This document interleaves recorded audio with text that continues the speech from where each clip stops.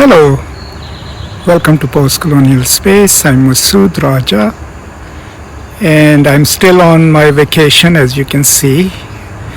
Behind me, behind all that greenery, is Ohio River. So in today's conversation, I will be answering a set of questions by another viewer, primarily about the nature of culture wars and how to engage in the kind of scholarship that takes into account what is it that is involved in culture wars, especially in the United States, but elsewhere as well, and what's the best way of approaching the subject.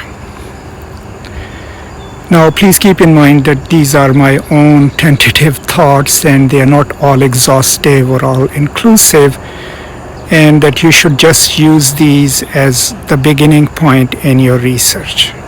I will, however, when time is available, add some important resources to the description of this video so that you can use those texts and read them and familiarize yourself more deeply with the topic.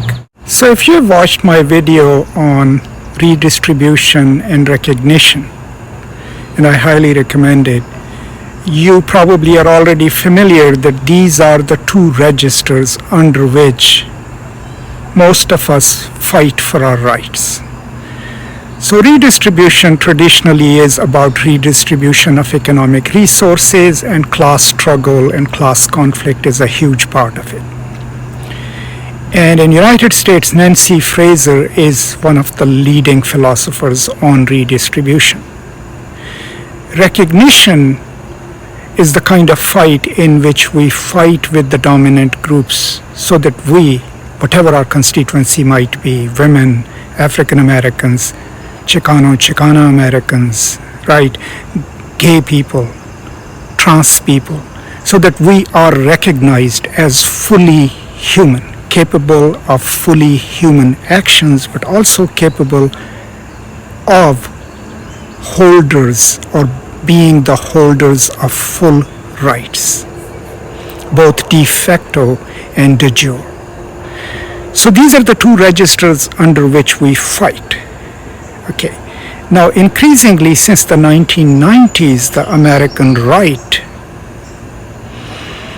has picked up the conservative side of this debate.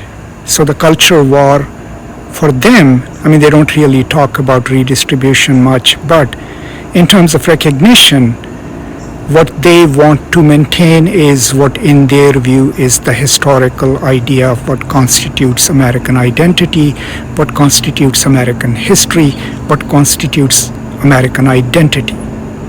And they constantly see any movement into that ideology from the fringe, from people who might have otherwise been excluded, as a threat to the very idea of America itself. And that is what we call or consider the culture war.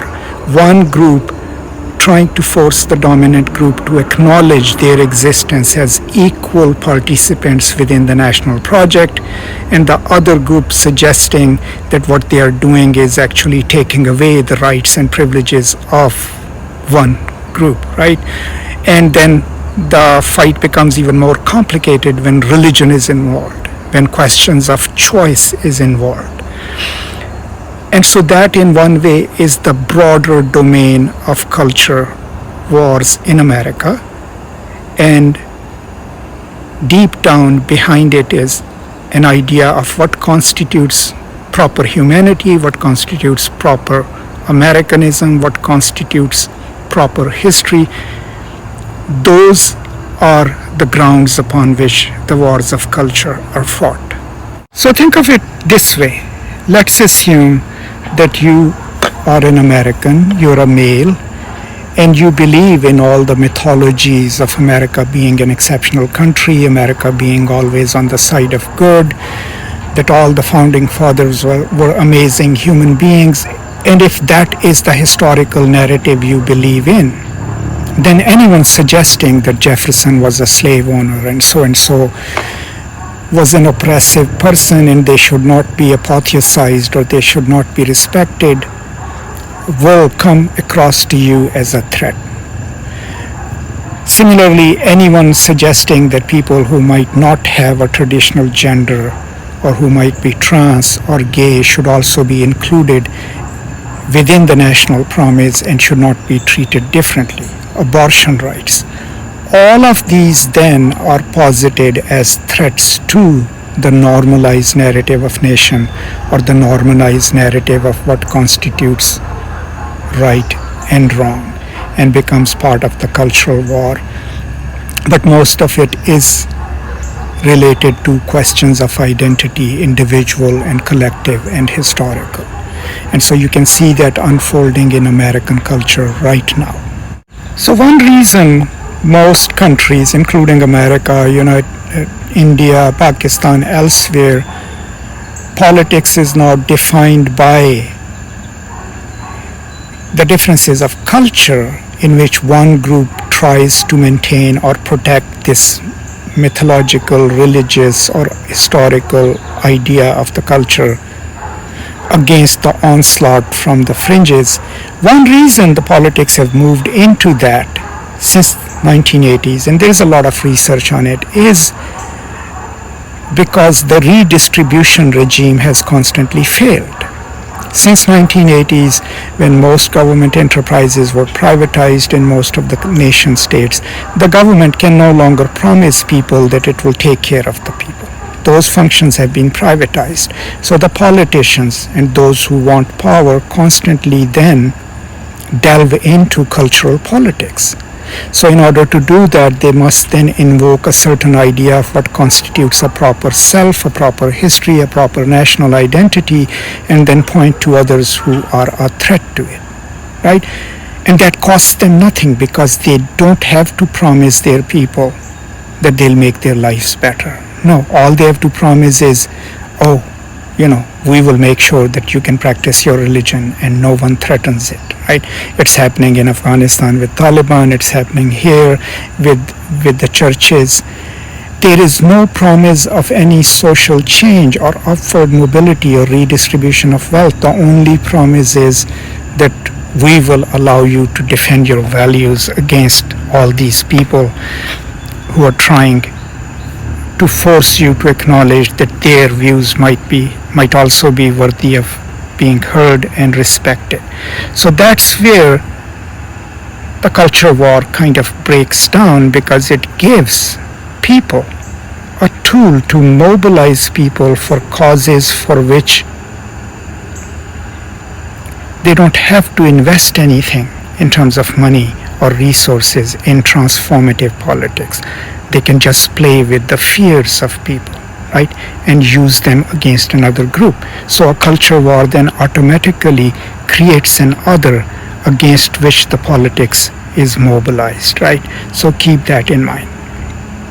So as scholars, Nancy Fraser is the one who still maintains that we need to work towards redistribution. We need to work towards how the resources are used, because most people, the minorities and others who are behind, could catch up and develop their lives through proper redistribution of national wealth. Axel Honneth, on the other side, argues that it's our identity that mobilizes us, and protecting that identity is what defines our politics. So a politics that is geared towards identity and its stabilization is the politics that would eventually, become liberal. Now, Nancy Fraser and Axel Honneth both co-wrote a book, I think it's called Justice Interrupt Us, in which they both argue their point. And Fraser actually tries to figure out as to how to bring both these competing terms, redistribution and recognition, into some kind of correspondence, right, where we can mobilize both of these and work with them. And if you're a scholar, that's the area you can work in. But knowing whether you're working with the recognitional register or redistributive register is important, because that would then hone your argument as to where are you coming from. Okay, so let's just touch upon the culture war in progress in United States right now. If you look at the two major political parties, whatever we call Democratic Party or the progressive wing of it, these are the people who insistently claim that all human beings are equal, right? They should be treated equally, they should have equal rights. That is identitarian politics. They are talking about questions of identity, but they are also talking about distributive politics when they talk about taxing the corporations, when they talk about doing more work for the people, government helping people, right? Against this, what we now have on the conservative side, post-Trump, is a hodgepodge of reactionary responses. What are those reactionary responses? It's okay to call immigrants bad, right? It's not good to modulate your vocabularies. Being politically correct is seen as a sign of weakness, right? It's sometimes considered un-American, right? Being a globalist or someone who believes that, this world is one big place in which America plays a role is also considered now something not really wanted by the conservatives. And they've started using the vocabularies like, oh, you are woke, right? Or this is a woke generation, right? And they posit it as a sign of weakness.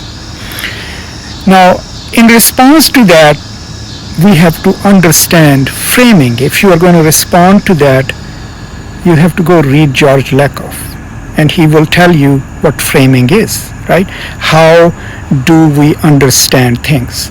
So the conservatives had made the term woke already a term which has negative connotations. If you go and try to keep proving that woke is a good term and it doesn't mean what you mean, you're still working in their frame.